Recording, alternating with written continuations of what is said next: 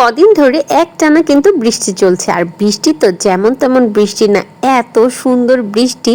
আর এমন বৃষ্টির দিনে খিচুড়ি খেতে মন চাইবে না এমন মানুষ কিন্তু খুঁজে পাওয়া যাবে না। আর আমিও সবার মতো বৃষ্টি দেখে খিচুড়ি খেতে বসে পড়েছি। প্রথমেই ধনিয়া পাতার ভর্তা দিয়ে খিচুড়িটা খেয়েছি, এত ভালো লেগেছে। এরপর নিয়েছি ঝাল ঝাল শুটকির ভর্তা। আর শুটকির ভর্তা যদি ঝাল না হয় তাহলে কি মজা লাগে খেতে বলেন? ট্যাপা শুটকির এই ঝাল ভর্তাটা দিয়ে খিচুড়ি খেতে কিন্তু বেশ মজা লাগে। এবার আমি নিয়েছি একেবারে গরম গরম বেগুন ভাজা। আরে বেগুন ভাজাটা আপনাদের দেখাতে গিয়ে তো একেবারে ভেঙেই গেল। খিচুড়ির সাথে সরিষার তেলের বেগুন ভাজা খেতে কিন্তু অনেক মজা।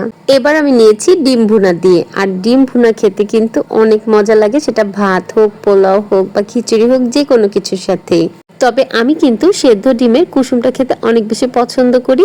ওরে, কাঁচামরিচের কথা তো আমি ভুলেই গিয়েছিলাম। এখনকার যে কাঁচামরিচগুলো একদমই ঝাল না, 2-3টা একসাথে খেয়ে ফেললেও ঝাল লাগে না, তবে স্মেলটার জন্য খেতে ভালো লাগে। এবার আমি নিয়েছি মুরগির মাংস দিয়ে। আর মুরগির মাংসের কালারটা দেখে বোঝা যাচ্ছে সবচেয়ে মজা হয়েছে মুরগির মাংসটা। যা ভেবেছিলাম ঠিক তাই, মুরগির মাংসটা আসলেই খেতে অনেক বেশি মজা হয়েছে। সবগুলো খাবার অল্প অল্প করে ট্রাই করতে গিয়ে আমি অনেকগুলো খাবার খেয়ে ফেলেছি।